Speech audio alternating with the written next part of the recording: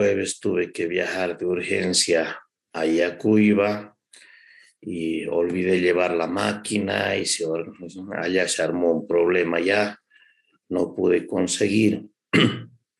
Pero bueno, continuaremos nosotros ahora concluyendo el capítulo 1 e iniciando, si es posible, el capítulo 2. No debemos de olvidar que el capítulo 1 era el que terminaba con generalidades y mostrando más o menos cómo se estructuraban unos planos de construcción. Entonces voy a compartir pantalla para poderles mostrar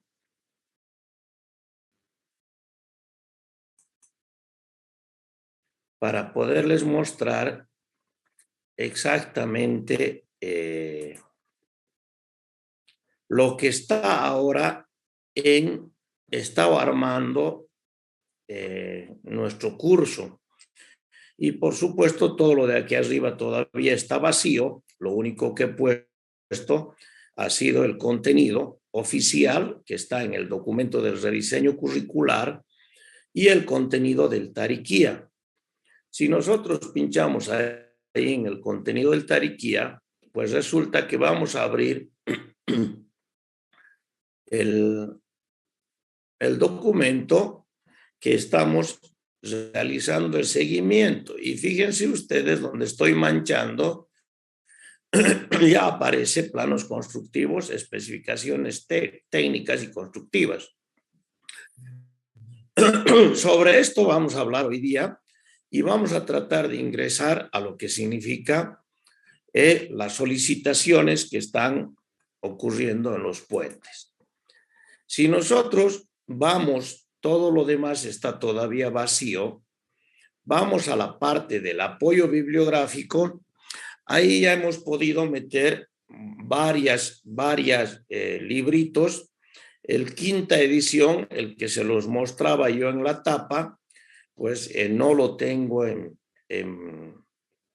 digital, por lo tanto se les ha metido el cuarta edición que difiere muy poco, porque también lo que vamos a usar de estos libros es lo mismo, lo de la cuarta que de la quinta.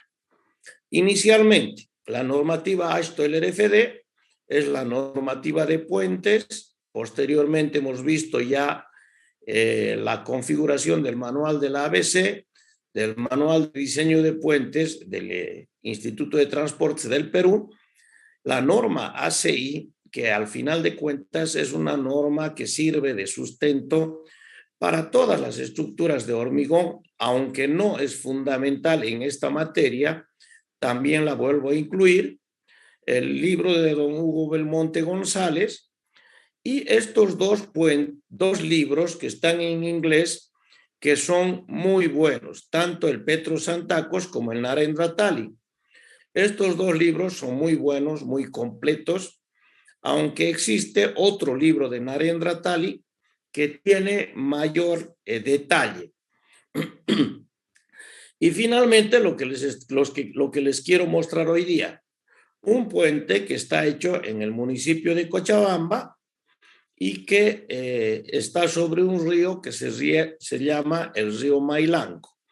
Entonces ahí vamos a entrar ahora, yo ya lo tengo aquí abierto, y ahí vamos a entrar ahora para ver exactamente lo que se pone en un proyecto de un puente. En un proyecto de un puente, lo primero que aparece es aquí, por cuestión de estética, se ha colocado el emplazamiento del puente a la derecha. Pero en realidad lo que sucede es que esta es una página entera. Esto podría ser un plano entero donde se encuentra el emplazamiento del puente y, por supuesto, donde se maneje las direcciones. Cuando hacemos un puente rural, por aquí arriba, donde dice calle de pavimento rígido, pues nosotros tendremos que poner camino a Bermejo, por supuesto, y aquí una flecha a Tarija. Es decir, si este puente estuviera entre Bermejo y Tarija, este plano debería de existir con ese detalle. Algo que es absolutamente necesario es el emplazamiento del puente dentro del río. Es decir, esta sección, que es la sección en planta donde se va a ubicar el puente vehicular, ahorita mismo voy a ampliarlo. Esta sección donde se está ubicando la planta aparece ya con la escala definida. Va a tener una escala y, por supuesto, va a tener el emplazamiento exacto. Fíjense qué detalles tiene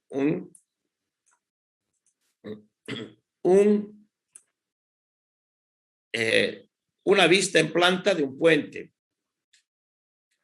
Inicialmente debe de tener, por supuesto, toda la directriz, si está en curva, si está en recta. ¿Y cómo van a identificar si ustedes ven que si está en curva o en recta? Cuando accedemos nosotros al puente, si las cotas están cada 20 metros, el puente está en recto, aunque dentro del puente acotemos cada metro. Pero cuando estamos en los accesos, si las cotas están cada 20 metros, estamos en un puente, en una línea recta. Si las cotas están cada 10 metros, hay que verificar la curvatura, el radio de curvatura, si la curva es en espiral, si es mixta, si es circular. Todo esto habría que mirar porque realmente hay que tener el cuidado de que si ha sido en curva, el calculista ha tenido que tomar fuerzas adicionales, como ser las fuerzas centrífugas. Y lo que sí aparece ahí muy claro son las curvas de nivel que darán lugar a la elevación de la sección transversal en el sitio del emplazamiento. Ya hemos dicho en la anterior clase, no es suficiente este relevamiento, sino más bien es necesario un relevamiento 100 metros aguas arriba, 100 metros aguas abajo y 100 metros al lado de los accesos a cada lado.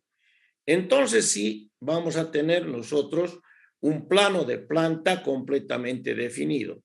Ese plano de planta nos da además la posibilidad de realizar la elevación del perfil longitudinal o elevación en el lugar del emplazamiento. Esta es un emplazamiento donde se ha localizado ya en unas calles conformadas en el municipio de Sacaba y por supuesto ya está completamente definido. Fíjense ustedes que se puede ver aquí importante. Aquí se puede ver que es un puente que tiene dos tramos. Cuando yo les dije en clases que es preferible los tramos impares para evitar esa pila central, en esta oportunidad no se pudo evitar la pila central porque colocar colocar una pila más implicaba generar más vigas y por supuesto más costo en el proyecto. Entonces aquí, pensando en que había que hacerlo al puente más económico, resulta que se ha tomado la determinación de que sean dos tramos y una pila central, en contraposición de lo que yo les he dicho en clases. Por lo tanto, a ver, achicaremos esto, aquí lo ponemos. Por lo tanto, resulta de que ahora hemos tomado la determinación de hacer un puente de dos tramos. Ahí está, eso es lo primero y es la vista general del puente. Entonces, si ustedes van con la idea esa, pues resulta de que el primer plano que tiene que tener todo proyecto de puentes son planos generales. Planos generales que lo que más necesitan buscar son el relevamiento topográfico y el sitio del emplazamiento. Entonces, ahora sí, nosotros tenemos la idea clara. Esta parte que dice emplazamiento satelital del puente es lo que corresponde a esta figura. Yo no sé por qué se ha ido ahí, es una rata, porque esta es la vista en planta, esta es la vista en elevación y el emplazamiento satelital es el dibujo este de la derecha. Bien, si nosotros nos vamos ahora ya a lo que significa el detallamiento del puente, hay que empezar a ver los planos y fíjense ustedes, este es uno de los planos, el plano que le sigue al plano general. Y fíjense cómo se ha configurado este plano. Este plano está dibujando las cosas del cielo al suelo. Normalmente no es así. Normalmente todos los detalles van en los últimos planos. Pero en esta oportunidad se ha tomado la determinación de poner los planos de detalles de los barandados en el plano siguiente. Y por supuesto, sin mucho detalle, se ha localizado la planta para especificar cada cuánto van a ir los postes de los barandados, la sección que se va a manejar en los barandados y, por supuesto, todos los detalles. Si ustedes van viendo, yo les voy a ir mostrando un poquito con detalle. Primero esta parte de la izquierda. Es más, tal vez valga la pena que me vaya al Word porque ahí vamos a, porque ahí vamos a ver un poquito más. Entonces, si nosotros vemos este pedazo de la izquierda, aquí resulta que tenemos la geometría. Y miren lo que sucede aquí. Aquí suceden cosas que son gravemente equivocadas. Inicialmente, la altura del barandado es 91 centímetros, cuando nuestra norma, la actual ahora, dice que sea 1.06. Entonces ya no hay que hacer el barandado típico que se hacía en el servicio de caminos, que este es un barandado típico del servicio de caminos. Segundo, nuestras normas de los barandados dice que en los primeros 68 centímetros no debería de pasar una esfera de 15 centímetros. Fíjense, el espaciamiento que tiene aquí abajo son 32 centímetros. Es más, lo voy a agrandar un poquitito más para que lo podamos ver de mejor manera. Otra vez les repito, 91 centímetros de altura del barandado, cuando dice que al menos debería de tener 1,06, y en la parte inferior no debería de pasar una esfera de más de 15 centímetros en los primeros 68 centímetros de altura. Esto ya lo vamos a ir hablando cuando hablemos de barandado. Entonces resulta que este puente está completamente fuera de norma. Y dice que después de los 68 centímetros hasta llegar a la altura del barandado, debería de ser máximo 20 centímetros, es decir, que no debería de pasar una esfera de más de 20 centímetros. Por lo demás, está muy bien, el barandado dice que es de 12,5 por 12,5, ya van a ver que no es así. Entonces resulta de que ahora está de 12 centímetros, que es lo convencional en el Servicio Nacional de Caminos, y por lo tanto esto está fuera de norma. Si nosotros vamos a las barbacanas, estos son los elementos de drenaje. Fíjense ustedes, ahí lo tienen a la izquierda y ahora yo lo voy a ampliar.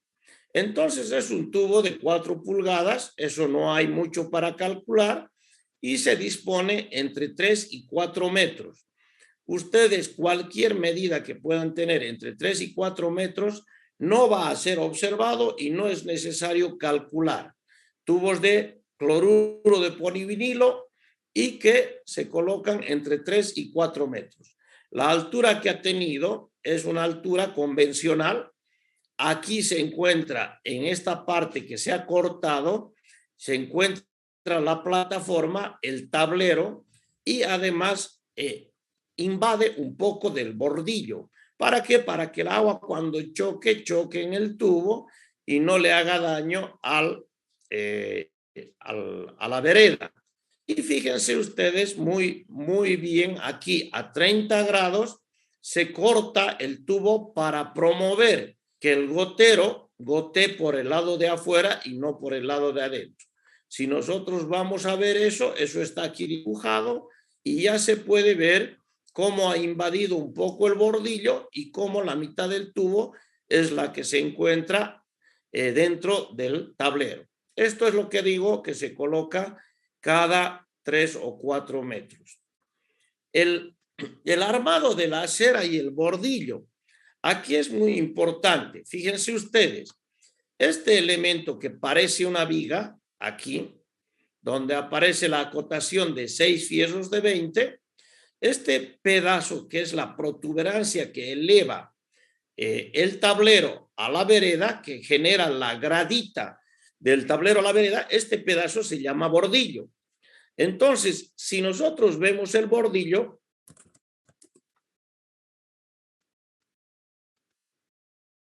a ver,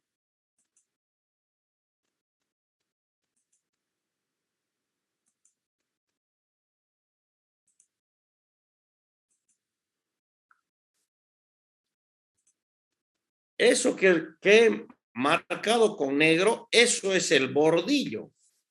Fíjense ustedes, ahora sí ya está identificado. Ahí el bordillo marcado con negro es más, lo podemos poner más gordito para que ustedes lo puedan identificar de buena manera.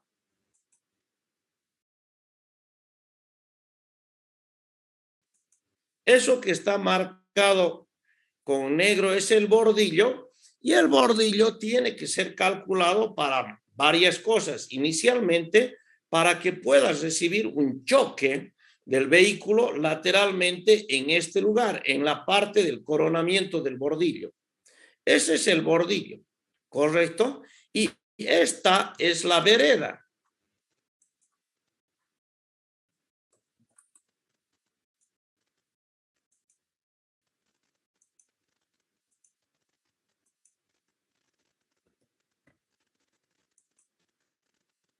Y le vamos a colocar hasta otro colorcito.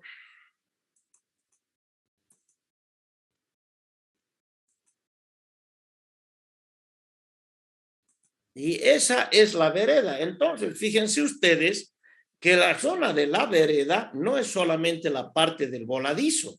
La zona de la vereda resulta que también es parte del bordillo. Y ahí se tienen que unir monolíticamente vereda y bordillo, acera y bordillo. Entonces, fíjense ustedes de que ahora ya tenemos identificada la acera, el poste ya hablamos de él, y tenemos que identificarlo al bordillo. Y entonces resulta que hay que calcular por separado ambos elementos. Si nosotros nos ponemos a ver la acera porque las cargas van del cielo al suelo, evidentemente la carga muerta del poste y de los pasamanos irá a caer aquí, al borde de la acera. Y por supuesto será una carga concentrada más unas cargas vivas que las iremos viendo con el paso de los días. ¿Y dónde voy a calcular esa acera? Inicialmente es un voladizo. Por lo tanto, el momento flector máximo y el cortante máximo se va a producir en una sección crítica que es justamente la unión de la acera cuando empieza a meterse al bordillo. Entonces ahí va a ser una zona crítica para calcular. Cuando ya calculamos este elemento a flexión, porque va a ser un elemento a flexión, pues resulta que pasamos a calcular el elemento del bordillo. Y lo mismo me ocurrirá. ¿Dónde voy a calcular el bordillo? El bordillo voy a calcularlo en esa sección que le voy a poner otro colorcito ya también. Y también lo vamos a hacer gordito. En esa sección deberé de calcular el bordillo porque ahí se va a producir dos cosas. Cuando choque el vehículo, una de las cosas va a producirse una gran fuerza cortante ahí que quiera desprender la acera de la plataforma, del sistema del tablero.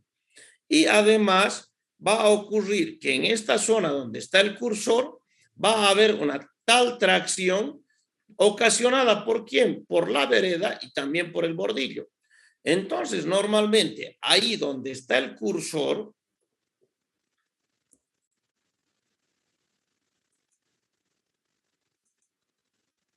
Pucha, qué bacana.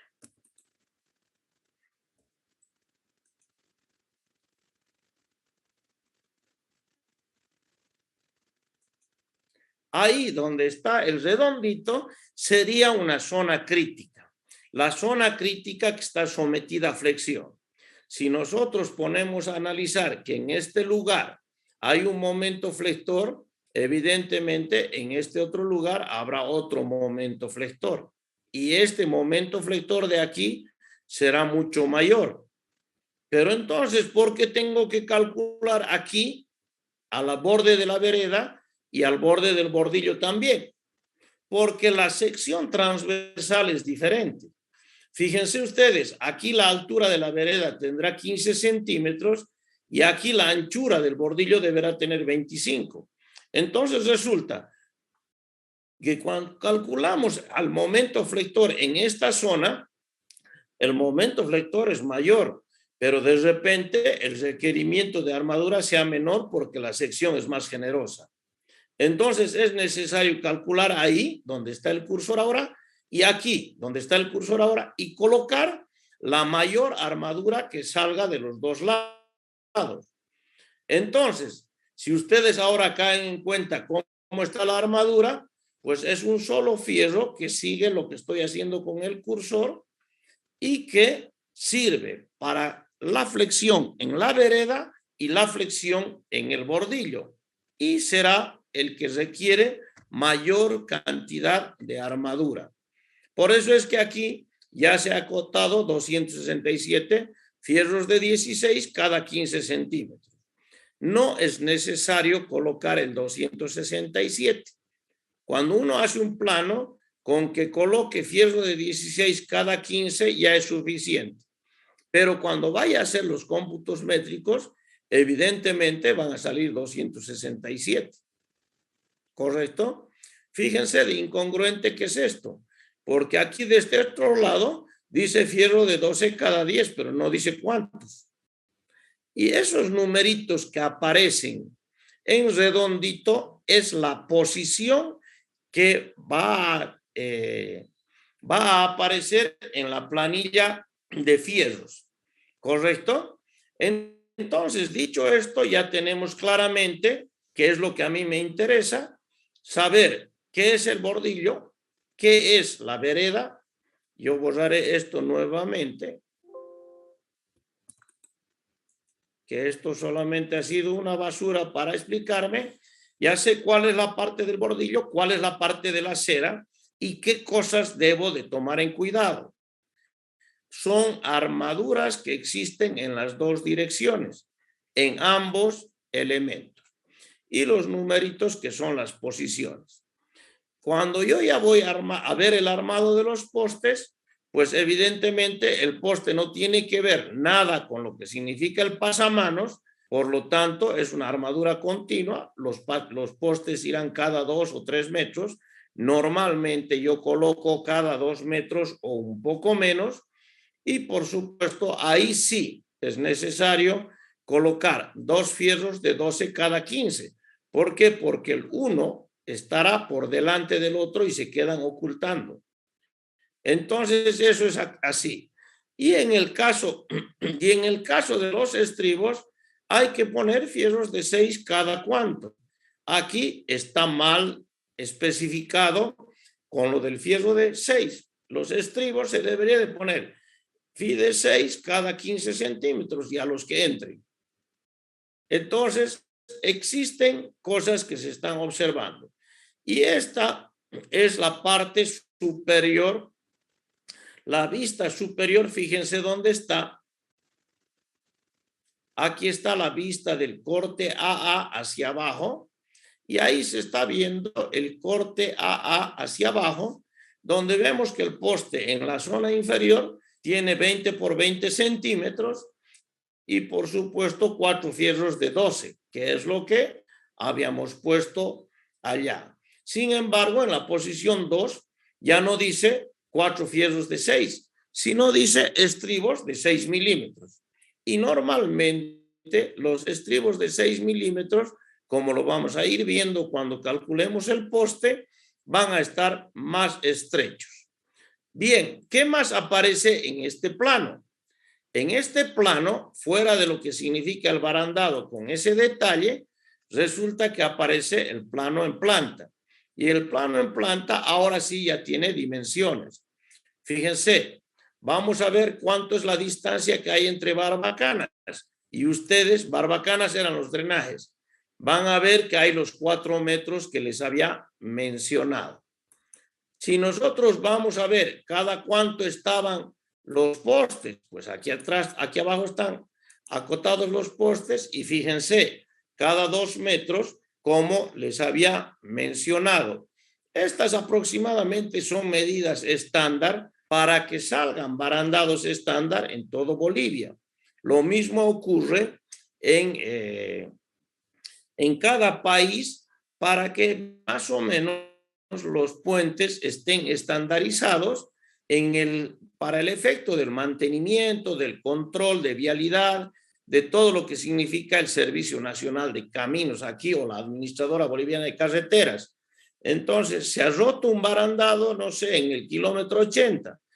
Ya llevaremos nomás de aquí de la fábrica uno hecho porque sabemos que son cada 2 metros.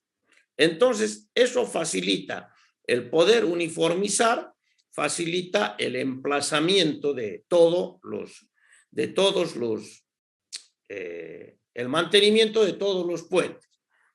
Fíjense ustedes ahora, aquí aparece una línea, una doble línea al centro, justamente en la pila central, sobre la pila central, sobre el apoyo central. ¿Qué quiere decir? Si aparece esa línea, quiere decir que son 2 vigas simplemente apoyadas. Es decir, aquí hay un puente de una longitud y aquí hay ese puente de la misma o de otra longitud. No habría ningún problema de decir de qué tamaño tendrían que ser, pero la pila suele estar al centro y ambos lugares y ambos losas y vigas podrían ser de la misma dimensión, justamente por lo que les mencionaba de uniformizar. Y esta es una isométrica que lo que quiere mostrar es más o menos cómo se va a colocar el poste. Esta isométrica solamente es ilustrativa, no vale la pena tomar mucho cuidado con él porque realmente puede variar. Y aquí está el detalle armado del barandado. Fierro de 6 cada 7 centímetros. Esto viene por la normativa del armado. Y ahí está todo el complemento del armado. Es decir, ahora lo que estoy colocando es todo. El barandado visto en sección transversal y el barandado colocado en sección en elevación. Entonces, sí, todo lo que está en esta planilla debe aparecer en una planilla de fierros. Entonces, fíjense ustedes, ahí está el punto 1, el 2, la posición 3, la posición 4, y es una planilla de fierros bastante insuficiente. En una planilla de fierros bastante prolija, se debería de hacer lo que les han enseñado a ustedes en las planillas de fierro de hormigón armado. Se tiene que poner la posición, evidentemente, se tiene que poner el esquema, pero además se tiene que poner las luces. Ahí va a decir A, 15 centímetros, B, 116 centímetros, C, 15 centímetros. Entonces, sí, resulta que es una planilla, pero además, ¿qué más tendría que tener la planilla? ¿Qué grosor tiene este fierro? Este fierro no dice nada, debería de decir el diámetro. Tercero, ¿qué más? El peso que tiene el fierro, la longitud total que tiene el fierro y, por supuesto, las sumas finales para el cómputo métrico. Entonces, esta planilla de fierros es una planilla que está muy, muy insuficiente. Pero si nosotros vemos aquí lo que les estaba comentando, resulta de que ahora van a caer en cuenta de que en 2 planillas están poniendo lo que debería de haber puesto en una. ¿Dónde está la posición? Aquí está, 4, 5, 6, 1, 2, 3. Bien, Esto corresponde a la acera. ¿Cuál es la cantidad? 2. La longitud de la piecita era 2,52 metros. ¿Cuántos fierritos habían? 267. Resulta de que ahora la longitud que yo debo de comprar son 1,345,68 y el peso aproximado son 2 toneladas.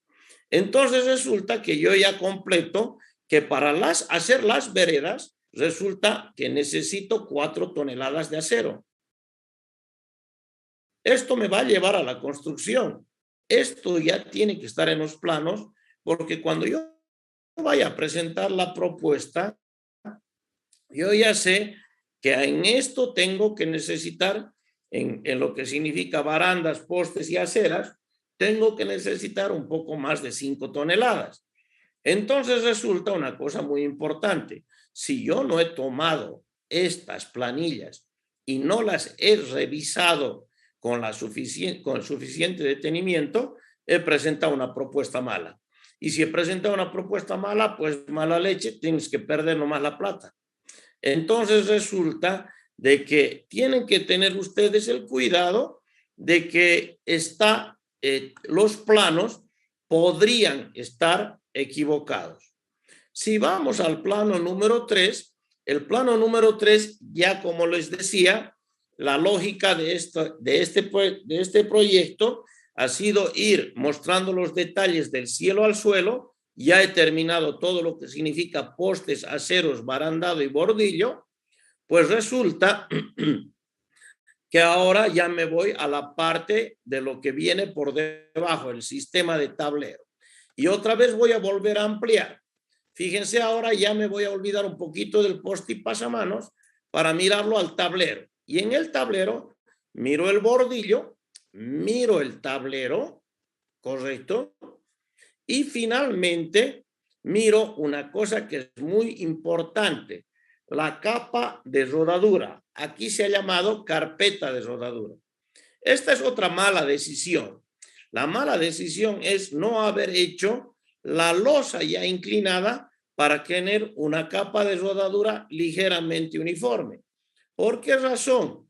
Porque si este elemento fuera de asfalto, resulta que aquí el asfalto, en las partes extremas laterales, el asfalto prácticamente sería inexistente. Y al ser inexistente, se descascararía. Entonces, al descascararse, pues resulta que se deteriora con mayor rapidez. Lo mejor es que la capa de rodadura tenga un espesor uniforme. Ahora bien, hay que encontrarle la razón para que este señor haya hecho el puente de esa manera. Claro, la capa de rodadura la ha incorporado a la losa, es decir, cuando ha ido a hormigonar, él ha hecho una cosa, la ha incorporado en el mismo hormigonado a la capa de rodadura. Pero nosotros sabemos que la capa de rodadura es una superficie sacrificable, es decir, que se va a acabar con el tiempo por motivo de la abrasión. Y cuando la tenga que reponer, ya no la voy a poder reponer de la misma manera. Y el puente debería de durar muchísimo tiempo. Ahí hay otras cositas que dentro de las cosas hay que buscarle. Yo estoy haciendo aquí de abogado del diablo. Fíjense ustedes, dice la losa de 20 centímetros, pero yo podría haber hecho una losa de 18. ¿Por qué? Porque el espaciamiento entre vigas no es tan grande como para tener una losa de 20 centímetros. Eso lo vamos a ver cuando nosotros predimensionemos la losa. Y por supuesto, aparece todo lo que significa además de. Esto solamente es una sección transversal. Si nosotros nos vamos un poquitito, sigo viendo las vigas y la losa. Si nosotros nos vamos un poquitito más abajo, en ese plano, resulta que ahí miro las armaduras. Y fíjense ustedes, aquí ya está toda la armadura completamente consolidada.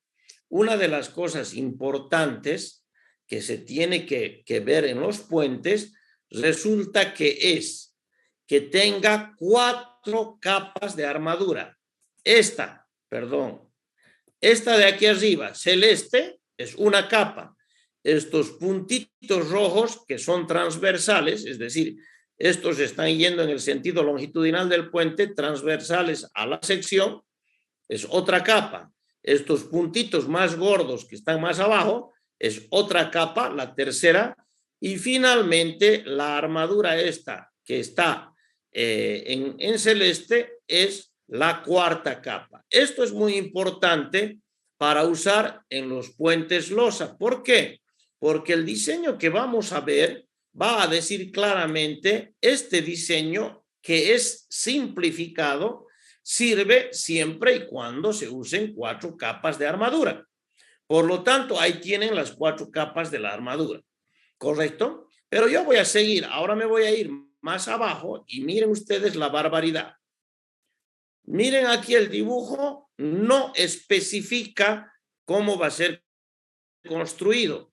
Pero ahora en un dibujo muy parecido, y lo voy a ampliar, este rectangulito verde, miren, el rectangulito verde de aquí, resulta que este rectangulito verde, que lo voy a engordar inclusive para que ustedes lo puedan ver,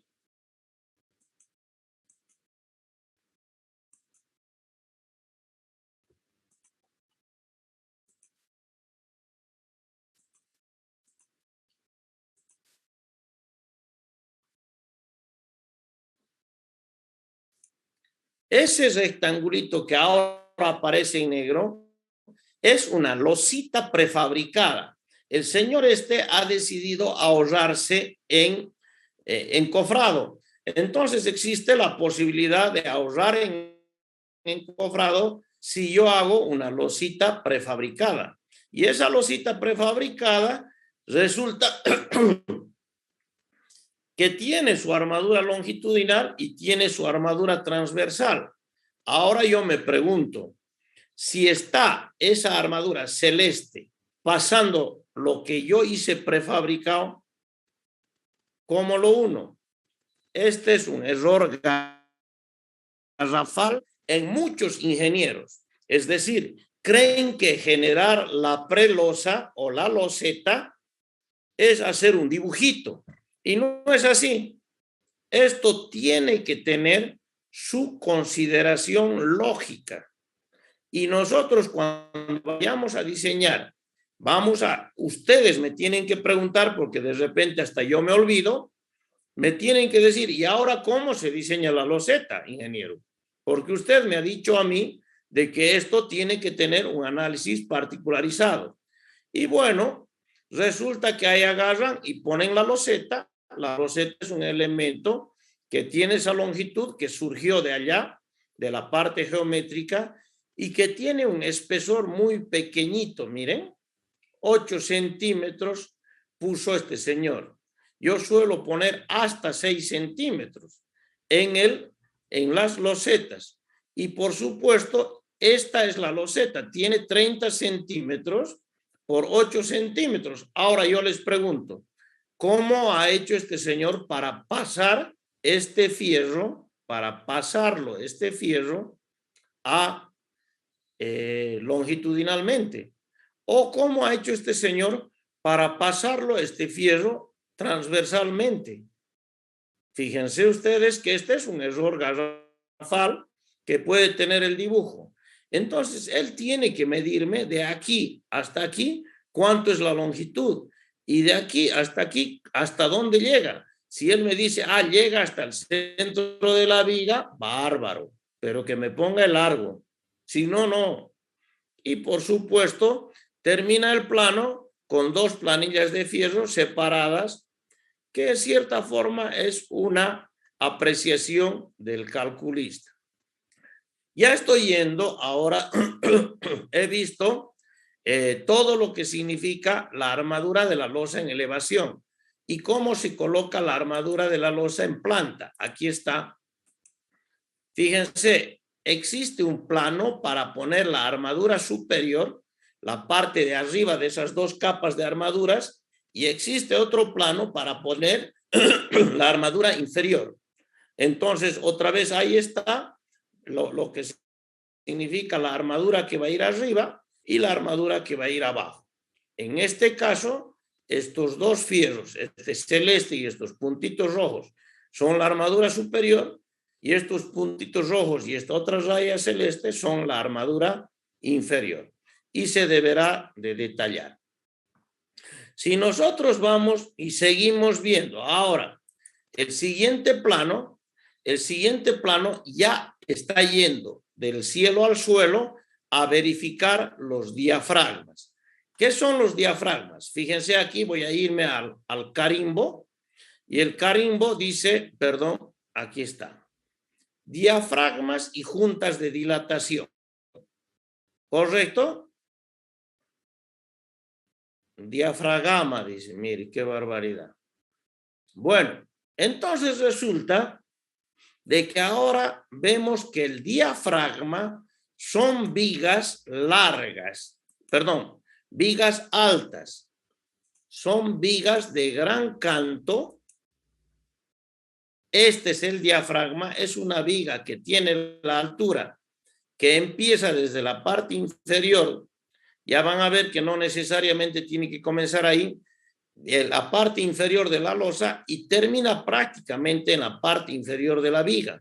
Es una viga de gran altura. ¿Por qué? Porque tiene un poquito largo y mucha altura. Entonces no se puede calcular de la misma manera que se calcula cualquier viga. Las vigas de gran altura se calculan de manera diferente. Por el momento, lo que yo voy a decir es que los diafragmas son vigas de gran altura, punto. Y se deben de calcular como vigas de gran altura y se disponen transversalmente al puente. ¿Para qué sirven los diafragmas? Los diafragmas sirven como ayudantes de monoliticidad. Por ejemplo, si el camión pasara por el medio y no hubiera el diafragma, la única que sufriera sería esta viga, la viga central. A cambio, al pasar por el medio y al existir el diafragma, resulta que el diafragma distribuye las cargas transversales a las vigas laterales y por lo tanto ayuda a que las tres vigas soporten al camión. Entonces, fíjense la importancia de estas vigas de diafragma. En Europa, estas vigas se denominan vigas traviesas. ¿Pero por qué? Inicialmente porque están atravesadas. Traviesa quiere decir atravesada. Pero también ellos dicen en Europa que se llama traviesa porque solo Dios sabe cómo trabajan. Lo que sí saben es que ayudan a el comportamiento del conjunto. Eso sí se sabe. Entonces se calcula como una viga de gran canto y ya veremos cómo se calcula porque todavía no estamos entrando al cálculo. Y aquí aparece nuevamente todo lo que significa la parte de los diafragmas y las armaduras que se deben de localizar. Esto también obedece a una sección transversal donde se detalle toda la armadura. Esa sección transversal del diafragma que está atravesado es esta. Fíjense ustedes, ahora sí, ahí se mira todo cómo se va a colocar y por supuesto tendrán que definirse las armaduras. Aquí el cálculo definió que 3 fierros de 20 vayan abajo, 3 fierros de 16 arriba y vayan solamente fierros de 12 en lo que significa armadura de piel. Es una forma de calcular. Yo les voy a demostrar que hay otra forma mucho más sencilla de calcular. Y ahí están las dimensiones. El diafragma tiene 25 centímetros de ancho, 96 centímetros de altura. Pero la armadura ha penetrado a la losa. No necesariamente tiene que ser así. No necesariamente. Finalmente, aquí hay un detalle, que este detalle no es más que copiarlo. Esto lo van a ver ustedes en muchos puentes. En muchos puentes, lo que significa la junta de dilatación. Es decir, donde terminó una viga y comenzó la otra. Resulta de que dibujito que me dice muy claramente que son angulares de 3 por 3 por 3 por 8 pulgadas, eso es una mentira como un camión. Ya van a ver ustedes que eso no puede haber, sino más bien 3 por 3, quiere decir 3 pulgadas aquí, 3 pulgadas aquí, y el espesor es 3 octavos. 3 octavos de pulgada. Entonces ahí puede confundir el hecho de lo que él ha acotado. Y por supuesto, lo que significan los anclajes, que son fierritos preferentemente lisos para poderlos doblar de esta manera, pero cuando son lisos, obligadamente tienen que tener el gancho de fierros de 10 cada 15 centímetros. No es necesario calcular este elemento, sino más bien sacarlo porque es un elemento convencional, sacarlo de otros planos. Cuando nos vamos yendo del cielo al suelo, vamos a decir, el plano que debería de seguir aquí debería ser el de la viga. Si estamos yendo con la lógica del cielo al suelo, y habíamos visto ahorita, primero postes, pasamanos, acera, bordillo, losa, diafragma, lo que le corresponde es la viga. Sin embargo, aquí se desordena el autor y por supuesto se pasa directamente en el plano 5, se pasa a lo que significa la parte de los apoyos, la subestructura. En esta zona de la izquierda superior resulta de que están los estribos. En la parte central, pero también en la parte superior, están la parte de la sección transversal de los estribos y los aleros. Fíjense ustedes. Y finalmente, en la parte de abajo, aparecen ya los planos de planta, pero ya no geométricos, sino más bien disponiendo las armaduras. Otra vez, termina con sus planos de detalle y, por supuesto, termina con sus planillas de fierro. Eso es en el plano número 5, que debería corresponder a las vigas, y el plano número 6 aquí está correspondiendo también a la subestructura, pero lo que significa el apoyo central y los aparatos de apoyo. El apoyo central es la pila. Esta es la pila. ¿Correcto? Esta es la pila central.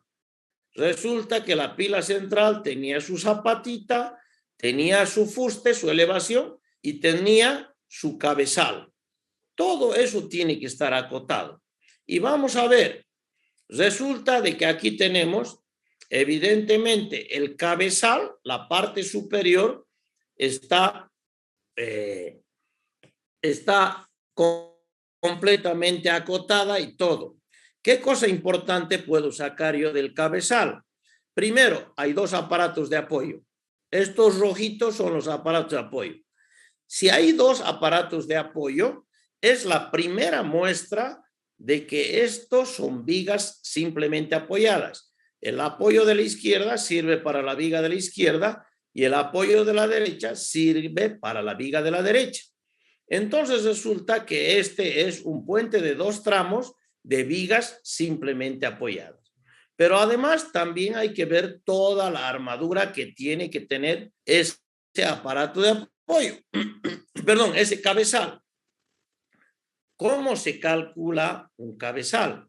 Un cabezal es una ménsula y una ménsula no es, que quede claro, una ménsula no es un voladizo. Aquellos que confunden ménsula con voladizo, pues resulta que están cometiendo un grave error.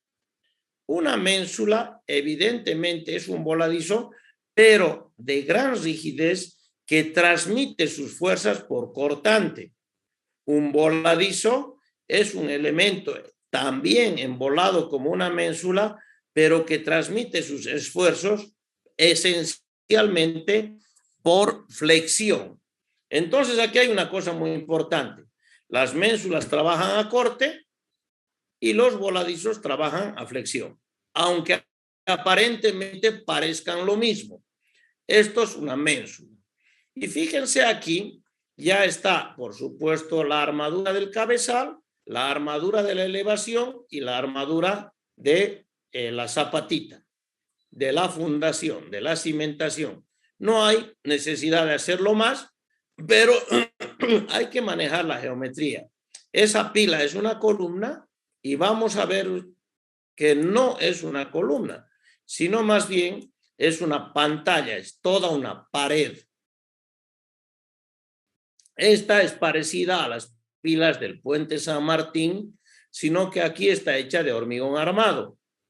Pero la pila podría ser no una pared, sino 3 columnas, por ejemplo, o 2 columnas, o por último una sola columna mucho más delgada. Las pilas pueden tener diversas formas, siempre y cuando garanticen la seguridad. Entonces aquí vemos que es una pared y esa pared está ahí dibujada en planta. ¿Para qué? Para poder ubicar los aparatos de apoyo y generar las dimensiones generales. Si nosotros volvemos de nuevo a ver el plano entero, pues este plano se ha dedicado a la pila, pero aquí aparece muy grandote, muy grande para mi gusto también, pero él lo ha debido considerar necesario, el aparato de apoyo. Es decir, esta goma es una goma que sirve para que se apoye la viga sobre la pila o sobre el estribo. Y en su cálculo, él ha visto de que el aparato de apoyo tiene que tener 50 por 55 centímetros y un espesor de 70 centímetros de espesor. Esto ya es una cosa que hay que buscarla en el mercado. Por ejemplo, aquí me dice, son 3 placas de acero de 3 milímetros. Y yo les puedo decir a ustedes que no hay esta placa de acero para la venta en Bolivia. Las placas de acero que se venden en Bolivia son del orden de 1.2 dentro de estos aparatos de apoyo. Claro, placas de acero sueltitas hay, pero placas de acero dentro del aparato de apoyo, porque estos son elementos que se venden, entonces hay que tener el cuidado de que vayamos a buscar un aparato de apoyo que haya en el mercado. Lo vamos a calcular, cierto, lo vamos a calcular y en el momento que calculemos el aparato de apoyo, lo iremos a comparar con algo que haya en el mercado. Otra vez, termina siempre con una planilla de fierros que aquí el autor la hace separada. Finalmente, recién entra él a la placa, a la lámina que yo les dije, debería ser la lámina número 5. Si la lógica era de ir del cielo al suelo, esta debería haber sido la lámina número 5. Pero resulta que aquí la lámina número 7 es la que muestra a las vigas. Correcto. Ahora bien, veamos con mucho detalle porque de esto va a tratar muchas clases de esta materia y trató prácticamente el semestre anterior. Pues ahí está. Resulta que agarra el detalle de las vainas. Pero, ¿qué es lo primero que advierto yo? Aquí no hay una planilla de coordenadas. Esta es una barbaridad. ¿Y qué es lo que ocurre con él? Él se limita a acotar aquí. Fíjense, este lugar va a ir a 0.22 y esto a 0.37. Entonces resulta que él ha puesto la planilla de coordenadas dentro de la lámina y eso no estaría dentro de la elevación y eso no es tan correcto. Pero qué cosa importante se ve aquí. Se ve que el puente no va a ser ejecutado como un solo elemento. Esta viga no va a ser ejecutada entera, sino va a ser ejecutada por pedazos. Entonces aparece una dovela 1, una dovela 2 y estas dovelas que son pedazos los irán subiendo al puente a unos encofrados y luego que esté colocados estos recién se procederá al tesado. Entonces esta es una cosa muy importante. Se ha calculado este puente por dovelas. Y ahora sí vamos a caer en cuenta. Fíjense ustedes que aparece entonces una cosa muy importante. ¿La viga es parte de la losa? No. ¿La viga será parte de la losa? Sí. ¿Cuándo? Cuando hormigonemos la losa. Entonces, la armadura de continuidad va a estar en la losa, aquí arriba, donde no está la viga. Porque dentro de esta zona, fíjense, este lugar donde lo voy a agrandar, van a ver ustedes que se interrumpe la armadura longitudinal. ¿Ven? Ha llegado el fierrito hasta aquí y el fierro de la otra dovela no ha llegado a unirse. Y lo mismo ocurre en diferentes lugares, porque esta es una dovela y esta es otra dovela. Entonces, ahí se interrumpe la armadura longitudinal. Si se interrumpe la armadura longitudinal, debemos de tener mucho cuidado. La armadura pasiva, la armadura que va a ser la que va a soportar la flexión ante cargas mayoradas, va a tener continuidad. Y fíjense ustedes, voy a mirar aquí de nuevo. Ahora ya aquí, donde estoy haciendo el rectángulo. Resulta que aquí la interrumpe la armadura. Pero apenas ingreso al patín inferior, no me dice nada. Me dice que no se interrumpe. Entonces ya me queda una duda. ¿Esta armadura está sirviendo para la flexión o no está sirviendo para la flexión? Si me dice que está sirviendo para la flexión, pues que me diga cómo la voy a unir. No es agarrar y poner un dibujo para después decir, vea usted lo que pueda hacer. Aquí me tiene que decir si yo voy a soldar, si no voy a soldar, cómo voy a hacer esta armadura. Y lo vamos a ver eso en un detalle, que está en la siguiente página. Entonces, bueno, aquí está muy bien hechito lo que significa la sección transversal, ¿correcto? Esta es la parte que significa la sección transversal. Aquí están ubicadas la parte lateral y esta es la parte central, tal como vimos nosotros en hormigón pretensado, secciones antes de la etapa de transición para poder alojar los anclajes y sección donde no necesito mucha generosidad en hormigón porque lo único que necesito es poder pasar las vainas. Y ahí están. Bien, cuando nosotros vamos de nuevo, también no hay ninguna observación en lo que significa estos planos, pues resulta de que aquí sí vemos las armaduras en la zona de los apoyos y en la zona de centro luz. Entonces tampoco tendríamos gran problema porque están relativamente bien hechos estos planos. Y ahí está la zona de los anclajes para demostrarme cómo se está poniendo los anclajes. Aquí aparece un error, el hecho de que no se haya puesto el espiral para poder soportar las tracciones que se producen cuando uno incorpora una gran carga concentrada sobre un macizo.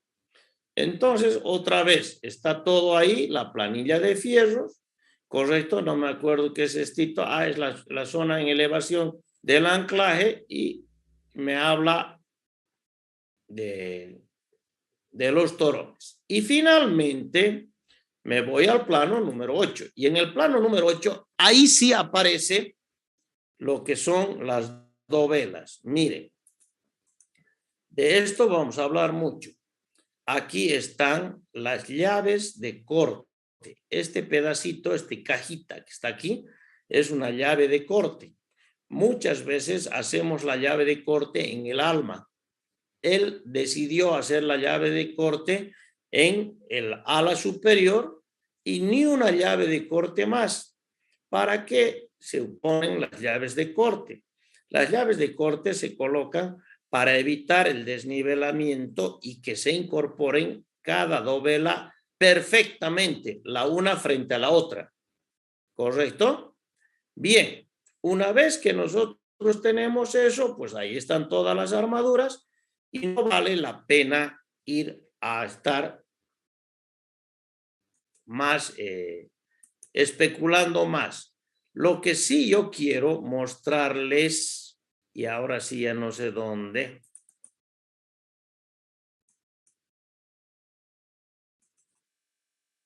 Aquí lo tengo.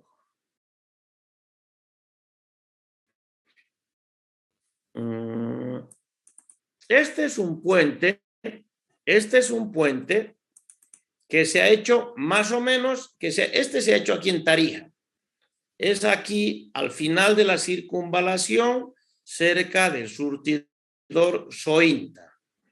Esto que está ahí, que es la casita, vamos a decir así, allá al fondo, es lo que se denomina la instalación de faenas o el obrador, el lugar donde va a servir nuestro depósito, donde dormirá nuestro sereno.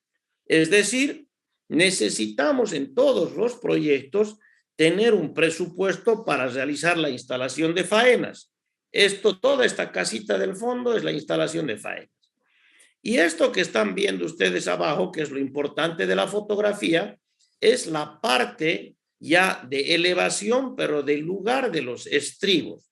Estos estribos que se van a hacer aquí se denominan estribos abiertos, es decir, no son toda una pantalla, sino más bien son columnas que dejan paso. Ya van a ver ustedes.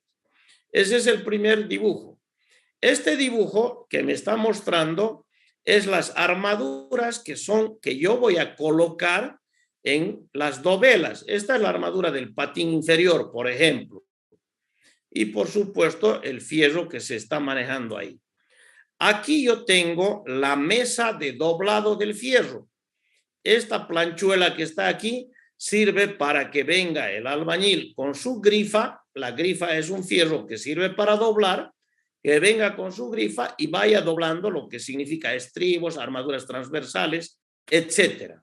Entonces, esta es una mesa muy bonita, bien hecha, aunque esto que está aquí son las vainas que se van a colocar dentro de las vigas, de las dovelas en este caso, porque este puente también es con dovelas, y que son normalmente de industria nacional, las fabrican en La Paz. Estas vainas son de acero galvanizado, pero tampoco son tan finas. Fíjense ustedes que ya se están oxidando. Es más, es preferible que se oxiden pronto, pero que no generen cáscaras, hojuelas el óxido. Cuando el óxido solamente es un polvo, es muy bueno para la adherencia.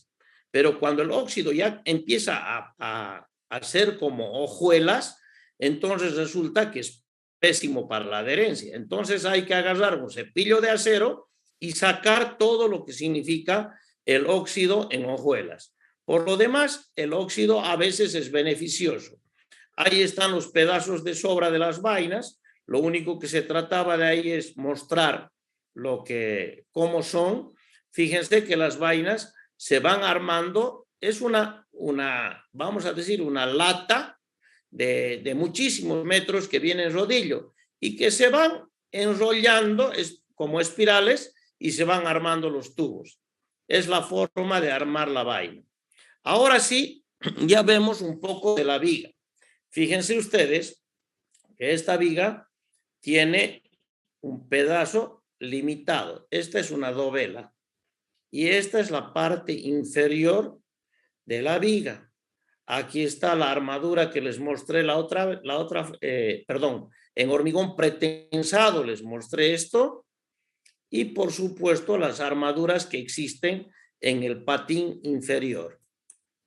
Aquí tenemos nuevamente el estribo. No hay necesidad de hacer más preámbulos sobre el tema. Aquí resulta de que voy a ampliar un poquitito Vaya, no puedo. Resulta de que aquí está el estribo ya con su cabezal. Ahí están las columnas que hemos visto en la anterior. En estas 3 columnas son, aquí no se ve porque está el morro de tierra, pero ahí está la tercera, 1, 2, 3, y ya está armado el cabezal para poder armar el espaldar del estribo. Entonces resulta que eso que veíamos en el dibujo de la ABC, pues aquí está el espaldar del estribo, el cabezal o viga de distribución, pero cuando veíamos toda esta altura llena en el manual del ABC, aquí lo que estamos haciendo son 3 columnas y se denomina estribo abierto. Ahí ya tenemos un paso más adelante de lo que significa el estribo. Las 3 columnas, la viga de distribución y por supuesto el espaldar del estribo. Ahí lo tenemos un poco más digerido. Ahí ya el detalle. Esto es lo bueno que surgió con esta empresa. Esta empresa era una empresa muy, muy honesta. Trabajó muy bien con buenos materiales. Entonces nos ocasionó muy poquitos problemas. Ahí está nuevamente el detalle y ustedes miren cómo ha trabajado con madera nueva. Todo manejó, en realidad no escatimó en los gastos. Y ahora sí, aquí está la dovela. Este es el encofrado de una dovela. Pero fíjense ustedes que por aquí, por la izquierda, hay como una losita de piso, fíjense. Aquí, a la izquierda. Y aquí a la derecha está armada toda la dovela. Lo vamos a ver con más calma posteriormente. Ahí está armado, fíjense ustedes la calidad del encofrado fue muy buena. Estos son elementos que sirven para poder evitar de que el encofrado, cuando empiece la presión interior del hormigón, pueda salir de sus dimensiones originales. Entonces, estos son travesaños que tienen un tubito de plástico ahí adentro. ¿Para qué? Para que una vez que nosotros terminemos el hormigonado podamos sacar este fierro, sacamos las maderas y podemos desencofrar. Y queda el agujerito, ya lo van a ver ustedes. Ahí lo vemos nuevamente, vemos cómo se ha armado con tornillos. La mayor parte del encofrado se ha tratado de usar muy poco clavo. ¿Para qué? Para garantizar la calidad del encofrado. Y ahora sí, aquí tenemos ese elemento de fierro que ustedes estaban viendo. Ese elemento de fierro, perdón, el elemento de cemento, ese elemento se llama pista. Esa es una pista que se elabora para poder armarlo, si quieren ustedes, prearmarla a la viga en la orilla del río antes de llevarla al lugar definitivo. Entonces se arma esta pista. En esta pista se coloca la primera dovela, es esa que están viendo ustedes ahí. Esa primera dovela tiene un comienzo y un fin. Fíjense ustedes, está con un comienzo y un fin. Y estas tapas que están aquí van a ser sacadas para dar lugar a la otra dovela. Ahora miren lo que va a suceder. Bueno, ahí otra vez está el fierrito. Resulta que miren por dentro del encofrado se ha usado chapa metálica galvanizada para garantizar vamos a decir, no la perfección, pero la mejor calidad de la pieza. ¿Qué otra cosa vemos aquí? Que están pasando los estribos por encima de la viga que servirán posteriormente para albergarla a la losa. Aquí nuevamente tenemos la pista y una cosa que se puede mostrar en esta fotografía es que se ha hormigonado esta dovela, pero entre esta y la otra que se está hormigonando se ha dejado un espacio. Entonces se está hormigonando una dovela así, una no, una sí, una no, una sí, es decir, dovela por medio. ¿Para qué? Para garantizar la perfección. Entonces hemos hormigonado estas que podrían estar imperfectas en su lugar de unión. Cuando vayamos a hormigonar, perdón, cuando vayamos, esto es encofrado, Cuando vayamos a hormigonar las otras dovelas, ya no sé dónde está, bueno, en ese dibujo ya no había más fotografías.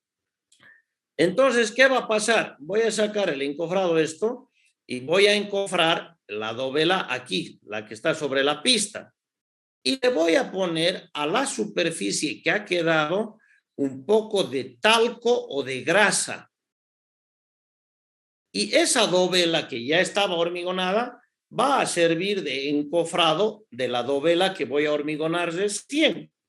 Por lo tanto, al prenderse ahí por el talco o por la grasa que no tiene ningún espesor, pues resulta que he garantizado que estén separadas, pero lo que más me importa, he garantizado que de verdad se unan perfectamente y no tenga ningún problema para cuando yo esté tesando vaya a reventar la dovela.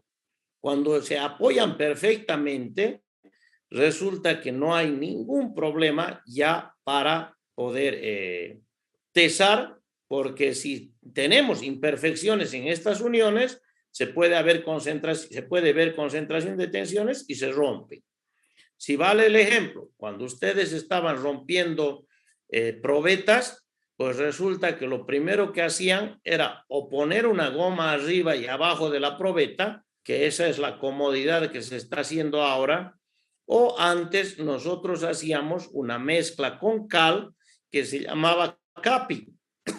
Se capinaba para garantizar la perfecta horizontalidad y cuando yo ya vaya a apretarla a la probeta aguante realmente lo que el hormigón debe de aguantar y no sea que por una piedrita que había por ahí haya habido una mala distribución de tensiones. Esto es lo que se trata de hacer aquí. Lo mismo que se hizo con las probetas, pero ahora ya en la vida real. Bien, yo quería ya comenzar el capítulo 2, pero aparentemente no vamos a poder iniciar porque ya son las 8:23. Bien, ahora lo que quiero yo es que ustedes empiecen a consultar qué es lo que les ha parecido, qué cosas han sido novedosas y por último, pues concluir con la clase. Escucho. Inge, Buen día. buenos días. Inge, una consulta. ¿Cuándo yo, por ejemplo, cuándo se toma la decisión de utilizar o hacer las vigas así por partes, digamos, por dovelas? ¿Y cuándo yo la voy a hacer en una sola pieza? Es más complicado calcularla, ¿no? Por dovelas, Inge, ¿o no? No, en realidad el problema del cálculo no es mayor. Sin embargo, hay problemas estructurales. Por ejemplo, nosotros, ¿cómo garantizamos la continuidad de la armadura longitudinal? La armadura pasiva que hemos llamado en pretensado. Entonces resulta de que aquí en el tratamiento por dovelas no hay esa armadura de continuidad longitudinal, por lo menos no la inferior, y la superior la podemos subsanar con la losa, pero la inferior no la podemos subsanar. Entonces estas vigas tienen mayor cantidad de armadura activa para poder ser verificables en estados límites últimos o en estados límites de resistencia. Por lo demás, no hay ningún problema.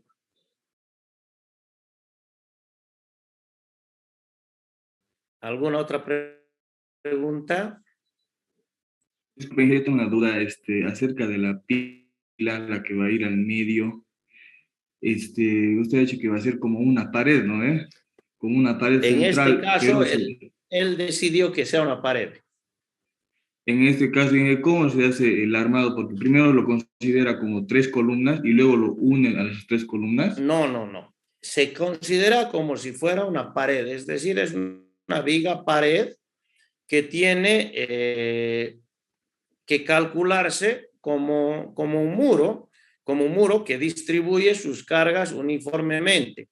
Es decir, si yo tengo una carga concentrada, vamos a decir, en la parte superior de la pila, gracias a esa pared se distribuye muy bien la carga concentrada y cuando llega a las fundaciones ya llega completamente distribuida.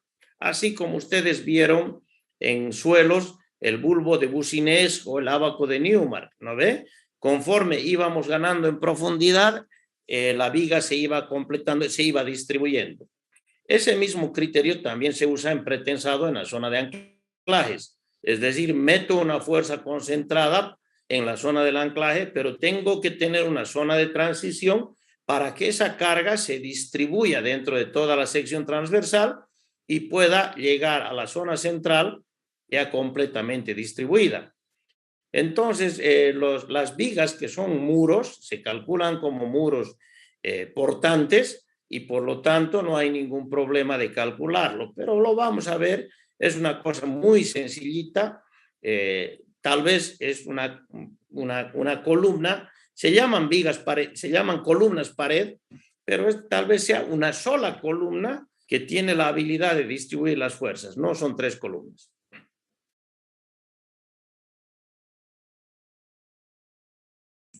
Ingeniero, cuando estábamos viendo los planos, por ejemplo, en la acera y el bordillo, hay una gran cantidad de acero en esas uniones y al momento también tendríamos que haber colocado las barbacanas. Por ejemplo, en esos lugares, ¿cómo se hace para colocar, digamos, adecuadamente todos los elementos, ingeniero? A ver, veamos, mira. Ahí está. Estos fierros longitudinales no deben de ser interrumpidos, estos redonditos rojos, ¿correcto? Pero no olvidemos que este fierro azulito, el que está aquí en celestito, que hace toda la figura, ese va colocado cada cierta distancia.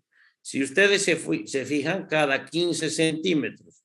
Entonces, entre este y el siguiente fierrito hay 15 centímetros.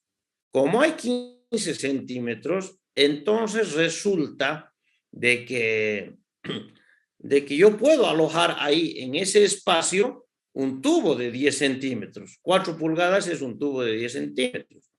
Entre este y el siguiente azulito.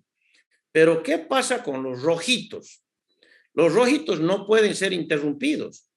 Es decir, y si yo lo meto ahí, como dice el planito, el fierro, el tubo hasta aquí adentro, ¿no ve? Lo estoy rompiendo estos 2 fierros.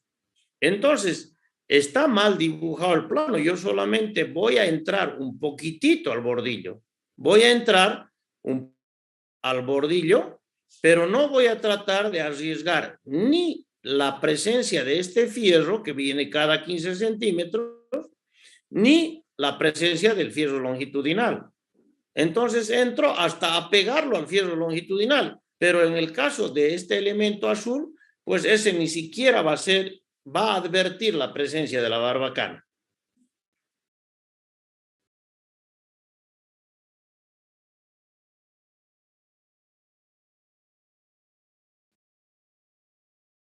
¿Alguna otra pregunta? Inge, no sé si podemos irnos al planito número 7, si no me equivoco, creo que ha dicho, donde está el detalle de las vigas. Sí, el 7. Sí, Inge, ahí en las vainas, digamos, en la zona central, no se está respetando el espaciamiento que habíamos visto en hormigón pretensado. Justo de las vainas, me refiero. Aquí. Ahí, sí. Este planito, donde la pega la vaina superior a la inferior, ¿no ve? Sí, sí. Correcto. Aquí lo que deberíamos de tener nosotros es una vaina de por medio. ¿Se dan cuenta? Es decir, no apegarlas así. Pero ¿se puede hacer esto? Sí se puede. Es decir, si yo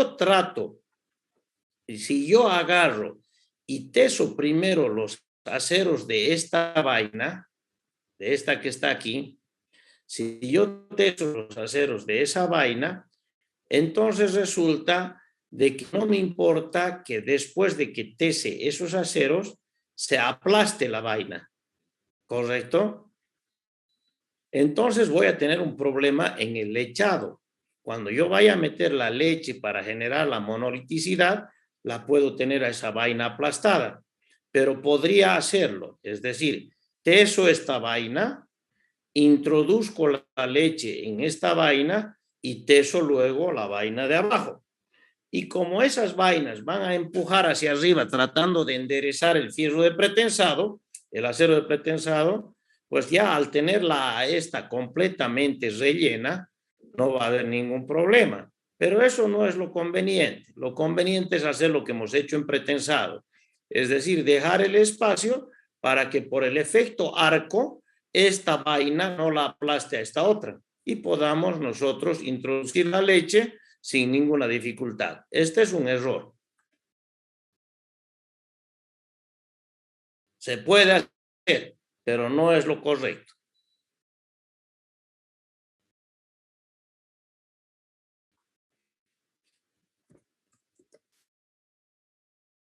¿Alguna otra pregunta? Y perdón, ahí en el mismo planito, en la zona de anclaje, podríamos habernos ido más arriba, ¿no? Muchísimo más arriba. Ese es otro error. Es decir, para poder ganar en contracortante, estas placas deberían haber estado lo más arriba posible, ¿no ve? Para que la componente vertical del contracortante pueda ir a la parte más arriba posible. Este es también un error. Es decir, a ver, ¿qué es lo que yo entiendo del puente Mailanco? Yo lo que entiendo es que el estructuralista que hizo el puente, pues no tenía la experiencia suficiente, ¿correcto? No tenía la experiencia suficiente. Es por eso que yo lo tomo para dar clases. ¿Por qué razón? Porque sí aguanta, pero él ha cometido errores que lo han vuelto a su puente más caro. Aquí no ha aprovechado el contracortante. Aquí no ha aprovechado, por ejemplo, las buenas condiciones constructivas que se daba en ese documentito que yo les di a ustedes, que se llamaban detalles constructivos, que son recomendaciones de las normas.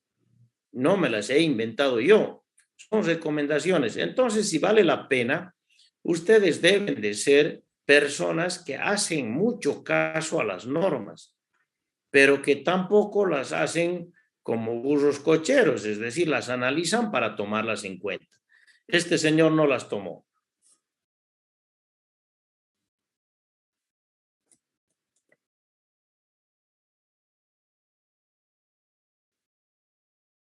¿Alguna otra pregunta? Inge, Sí. estaba mostrando en los planos los errores y el orden que tenía. Entonces, ingeniero, ¿cuál sería el orden correcto para los planos? A ver, inicialmente lo que yo hago, yo defino primero qué es estructura y qué son accesorios. Entonces, estructura es el tablero, la losa. Estructura es la viga. Estructura es los estribos. Y luego vienen lo que son accesorios. Accesorios son las barbacanas, accesorios son los barandados, accesorios son los postes de luz que pudieran ir por ahí, alguna tubería, y los accesorios deberían de ir en unos planos que se llaman planos de detalles, y esos deberían ser los últimos. Pero yo tengo esa otra filosofía de armar el plano. Esta no es tomada de los pelos.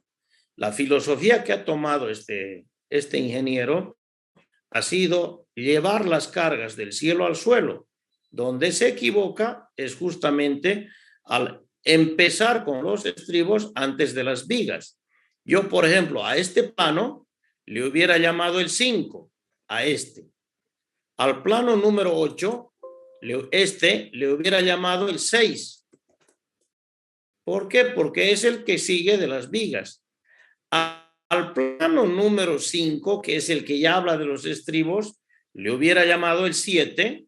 Y al plano número 8, que es el de la pila y de los aparatos de apoyo, a ese le hubiera llamado el 9. A este. Perdón. ¿Cómo? Le hubiera llamado el 8. Al plano número 6 le hubiera llamado el 8. Entonces hubiera estado más lógico. Si ustedes quieren esta filosofía, hay que manejar las cargas del cielo al suelo. Bárbaro. ¿Correcto? Porque eso me da también una forma de conducir mi construcción. Yo voy a empezar a conducir mi construcción desde el plano 8 al plano 1. Es decir, siempre se construye al revés de lo que se calcula, ¿no ve?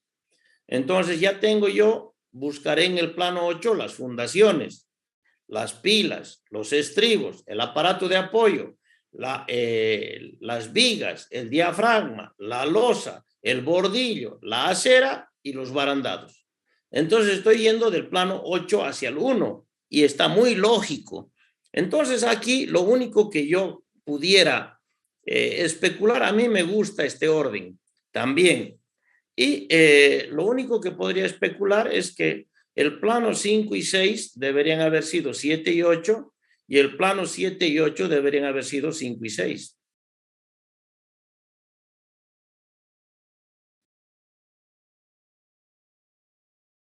De acuerdo, Inge. Bárbaro. ¿Alguna otra pregunta?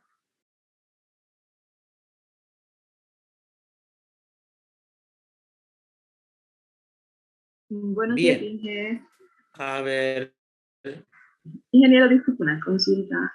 La geometría en las barandas, en puentes, son o tienen los mismos criterios que en la baranda, digamos, de pasarela peatonal. No. Eso ustedes lo van a ver en el anexo 13 de la norma el RFD. ¿Se acuerdan que ya en pretensado hemos visto las baranditas? Entonces ahora las vamos a ver con mayor paciencia, con mayor tranquilidad, porque vamos a ver inclusive barreras de seguridad. Pero no son para barandas peatonales, a no ser que sigan siendo lo que hemos hecho o lo que dice esto. A ver, fíjense ustedes aquí. Vamos a ponernos en esto. Y no quería eso. Quiero este que está aquí. Resulta de que aquí él ha puesto una altura, fíjense, geométricamente, no la tiene acotada, sí la tiene, por ahí no. Pero aquí ha puesto una altura entre la plataforma donde va a ir el vehículo, donde está ahorita el cursor, y la vereda.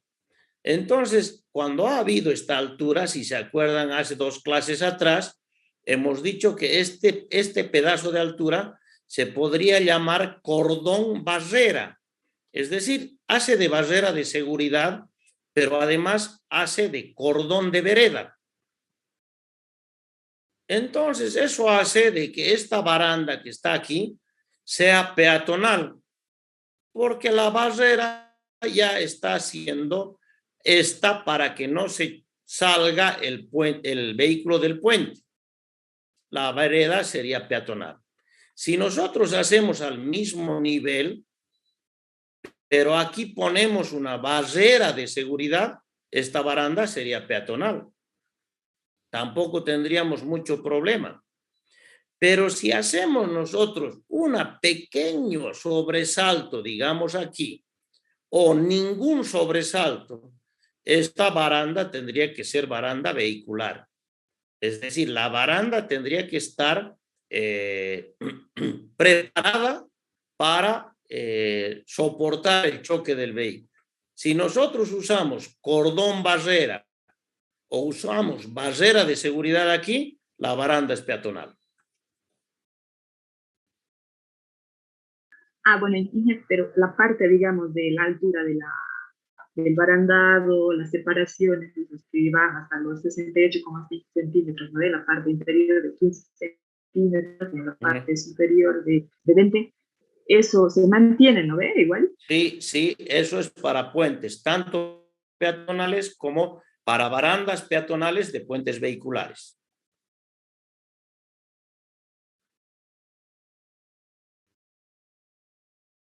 No sé si me he dejado entender. Independiente del tipo de puente, si sirve para peatones, debe cumplir esos requisitos. Sí, está claro. ¿Alguna otra pregunta?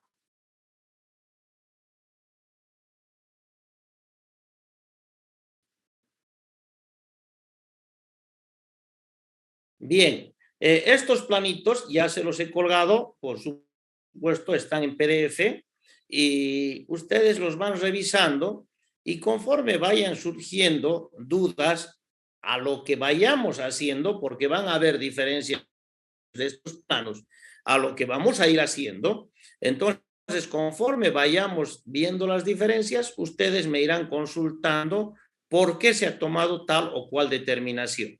¿Perfecto?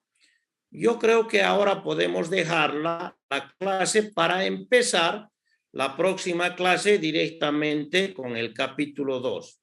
Que tengan buen día, jóvenes. Hasta luego, Inge. Adiós, adiós. Chao, chao.